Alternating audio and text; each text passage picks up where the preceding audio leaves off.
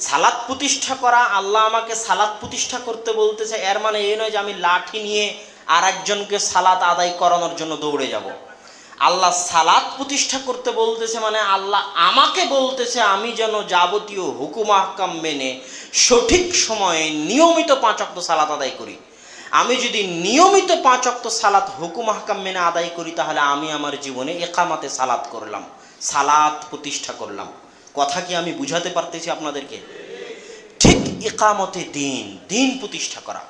দিন প্রতিষ্ঠা করা মানে এই নয় যে আমি লাঠি নিয়ে দৌড়ে চলে যাব আর একজনের বাড়িতে যে তোমার উপর দিন কায়েম করতে হবে। জি না, সালাত প্রতিষ্ঠার মতোই দিন প্রতিষ্ঠা করা মানে হচ্ছে সকাল থেকে সন্ধ্যা পর্যন্ত, জন্ম থেকে মৃত্যু পর্যন্ত দিনের যাবতীয় নিয়ম কানুন, আপনার পারিবারিক, ব্যক্তিগত, রাষ্ট্রীয়, সামাজিক জীবনের যত হুকুম আহকাম নিয়ম কানুন ইসলাম দিয়েছে, সকল হুকুম আহকাম নিয়ম কানুন নিজের জীবনে পুঙ্খানুপুঙ্খরূপে বাস্তবায়ন করার নাম ইকামতে দিন।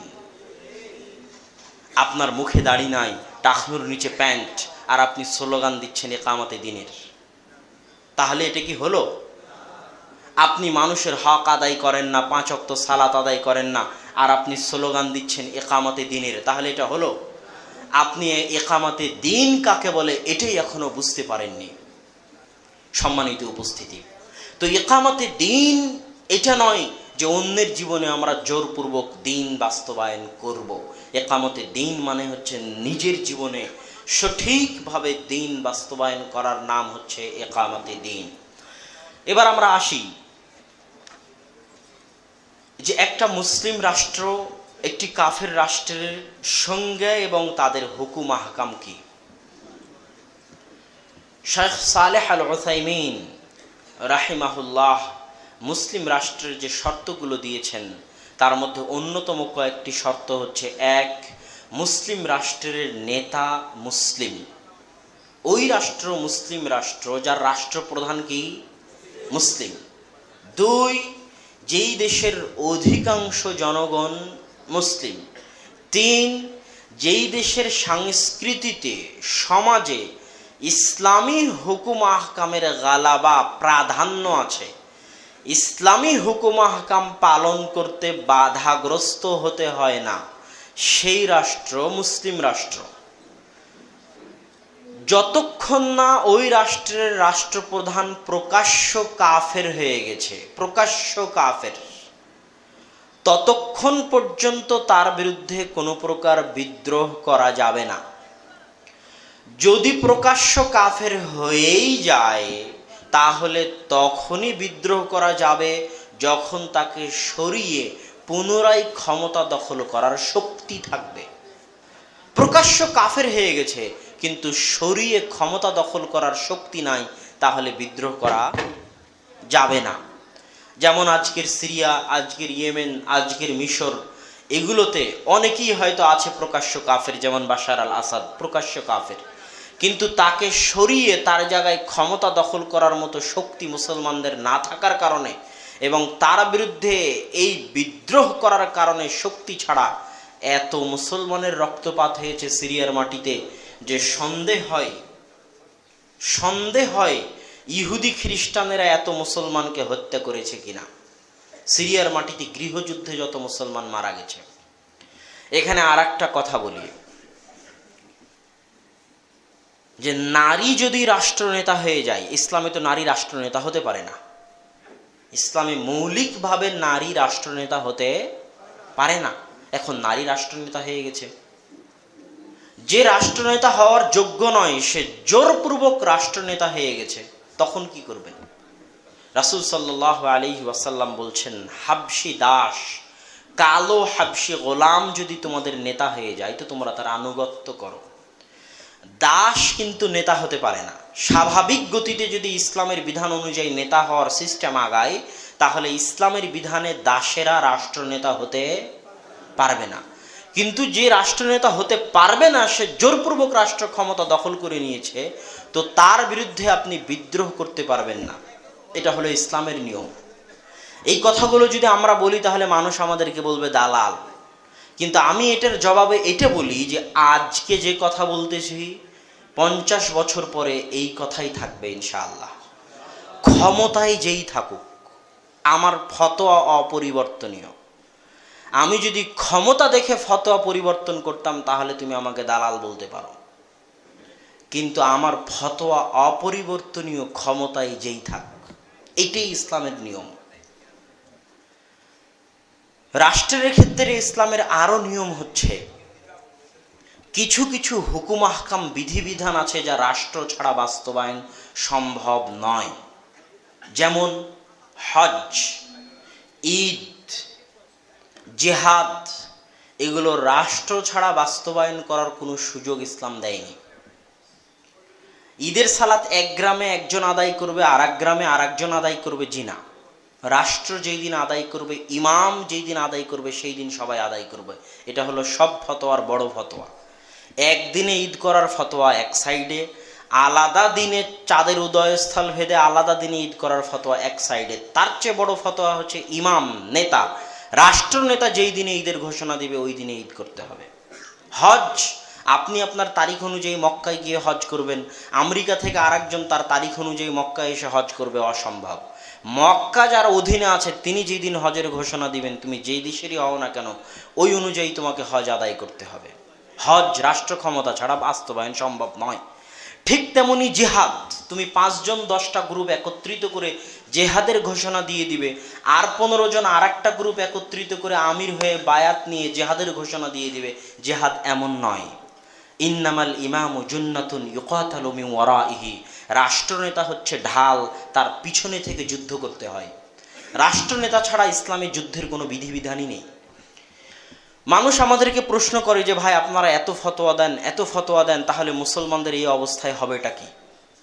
মুসলমানদের আরাকানে এই অবস্থা, আফগানিস্তানে এই অবস্থা, অমুক জায়গায় এই অবস্থা, তাহলে মুসলমানেরা উদ্ধার হবে কিভাবে? আমি তখন উদাহরণ দিয়ে বলি যে মুসলমানেরা এখন যে বিপদে আছে তার চাইতে বড় বিপদে এর চাইতে আগে ছিল। হালাকু খা চেঙ্গিস খানের সময় মুসলমানেরা যে বিপদগ্রস্ত ছিল, সেই বিপদের সরিষা সমপরিমাণ বিপদ এখনো মুসলমানদের মধ্যে আসেনি। হালাকু খা চেঙ্গিস খানের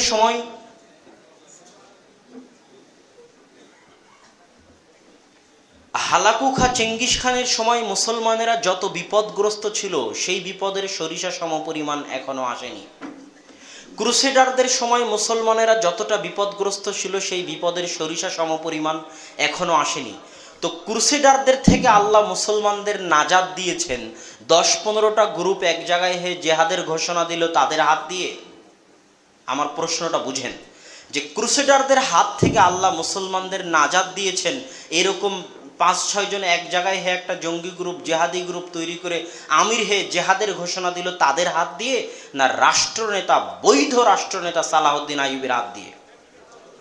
তিনি বৈধ রাষ্ট্রনেতা ছিলেন, তার হাত দিয়ে।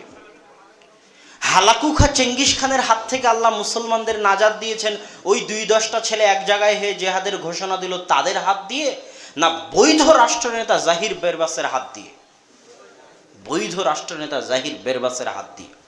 স্বয়ং শাইখুল ইসলাম ইবনে তাইমিয়া রাহিমাহুল্লাহ রাষ্ট্রনেতার পিছনে থেকে হালাকু খা চেঙ্গিস খানদের বিরুদ্ধে, তাতারিদের বিরুদ্ধে জেহাদে অংশ নিয়েছেন। অতএব আজও মুসলমানেরা যেই ক্রাইসিস অতিক্রম করতেছে, এই ক্রাইসিস থেকে আল্লাহ মুসলমানদের নাজাত দিবেন কোনো জঙ্গি গ্রুপের হাত দিয়ে নয়, বরং বৈধ রাষ্ট্রনেতার যে বৈধ জেহাদের মাধ্যমে। এবং আমি এই কথা বহুবার বলেছি, যেই দিন বৈধ রাষ্ট্রনেতা জেহাদের ঘোষণা দিবে, সেই দিন তোমরা যারা আমাদেরকে দালাল বড়, আমরা জেহাদের সামনের কাতারে থাকবো ইনশাআল্লাহ। অতএব আমরা জেহাদ বিরোধী নই, আমরা বৈধ জেহাদের পক্ষে। আর অবৈধ জেহাদ যেটা মুসলমানদের রক্ত প্রবাহিত করে, অবৈধভাবে মুসলমানদের রক্তের গঙ্গা বইয়ে দেয়, আমরা সেই জঙ্গিবাদ, সেই সন্ত্রাসবাদের বিরুদ্ধে, যার বিরুদ্ধে আব্দুল্লাহ বিন আব্বাস ছিলেন। সম্মানিত উপস্থিতি, এখানে আর একটা কথা, যে ভাই আপনি যে রাষ্ট্র করতেছেন, তাহলে খলিফা ছাড়া, খেলাফত ছাড়া তো ইসলামে এই জাতীয় ভাঙ্গা টুকরো রাষ্ট্রের কোনো বিধান নাই। তাহলে আপনি ভাঙ্গা টুকরো রাষ্ট্রের রাষ্ট্রনেতার আনুগত্যের কথা কেন বলতেছেন?